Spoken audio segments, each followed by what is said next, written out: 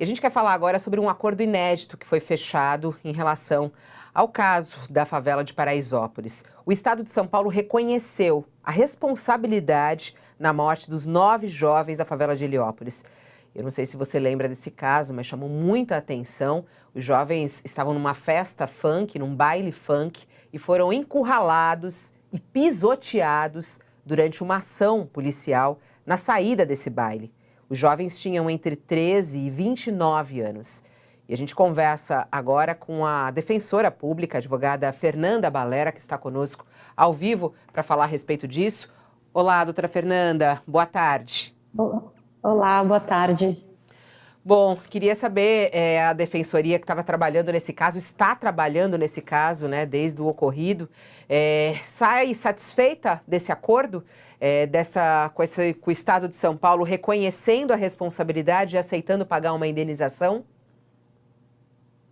A Defensoria Pública, a gente acompanha o caso desde o início e desde o primeiro momento, uma das frentes de atuação foi justamente buscar esse reconhecimento da responsabilidade do Estado, independentemente de ter que entrar com um processo judicial.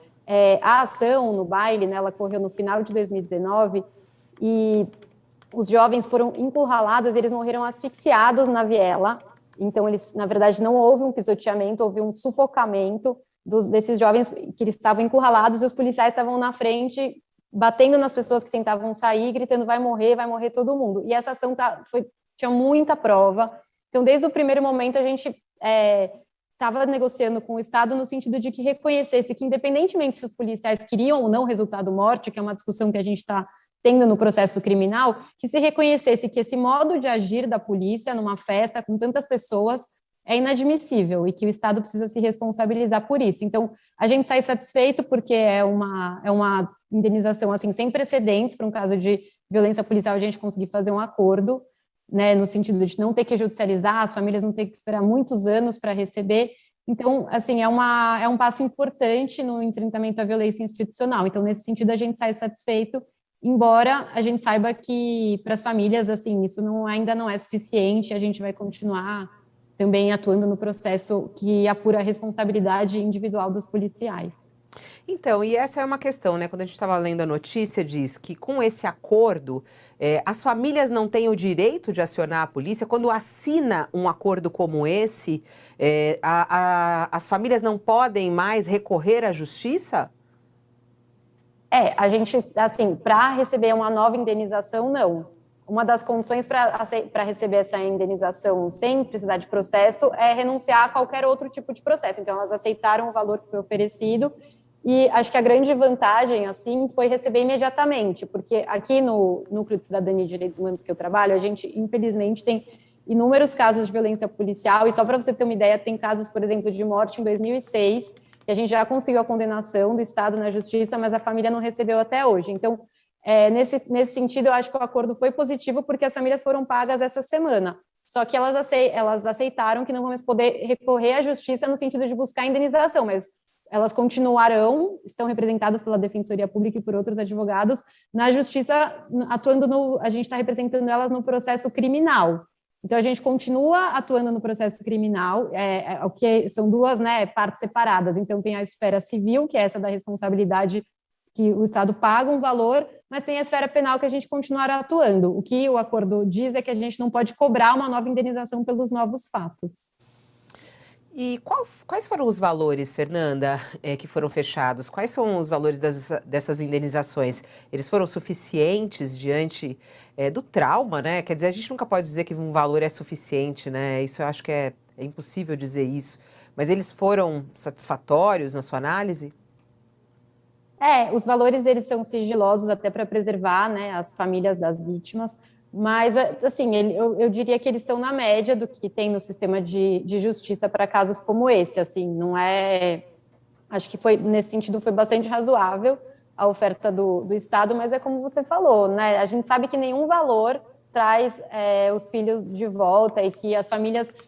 Foi um processo super difícil de conduzir junto às famílias, porque elas se sentem até ofendidas de ter que aceitar um pagamento pela morte de um filho, com toda a razão, mas a gente sempre reforçou o caráter simbólico dessa indenização e que a indenização é uma forma de reparação, né? Até no direito internacional dos direitos humanos, das perspectivas que a gente trabalha, a reparação, a indenização é sim entendida como um ponto muito importante em caso de graves violações.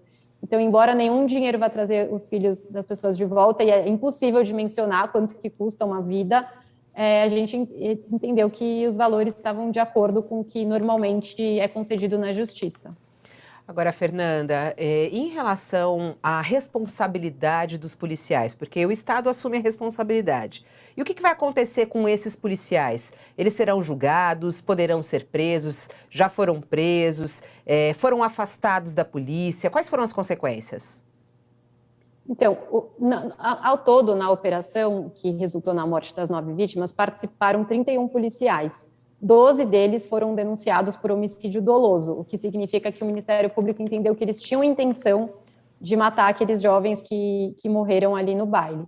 E aí, esses policiais, então, os 31 foram inicialmente afastados do policiamento na rua, e estão em funções administrativas, mas eles ainda estão na corporação, e esses 12 estão respondendo a um processo criminal, onde vai ser apurada a responsabilidade individual de cada um deles. E aí é um processo que vai demorar alguns anos, a gente sabe. Ele está em andamento no júri.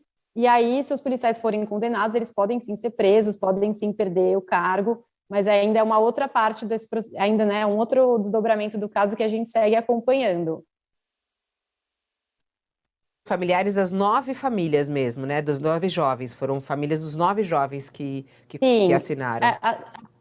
Isso, até agora, na verdade, tem só uma família que a gente conseguiu um contato mais recente, que ainda não recebeu, mas irá receber ano que vem, porque foi um processo que a gente começou depois. Mas todos os 9 têm direito à indenização e o acordo vai ser para todos os familiares, né? Que o critério foi pai, irmão ou outros familiares que moravam na mesma casa. Então, tem família que está recebendo sobrinho, tio, avô, dependendo ali da configuração familiar. Já receberam o dinheiro, inclusive, Fernanda? Receberam essa semana já. Então, isso foi, na verdade, o grande diferencial, acho, desse acordo, a celeridade, porque a gente sabe que entrar com uma ação contra o Estado normalmente é pago por precatório, que demora muitos anos, e nesse caso houve uma reserva no orçamento para pagar as famílias. Então, elas aceitaram e já, essa semana, muitas delas já receberam. Isso é uma notícia para esse final de ano, né? Pelo menos essas famílias recebem algum recurso antes da virada do ano.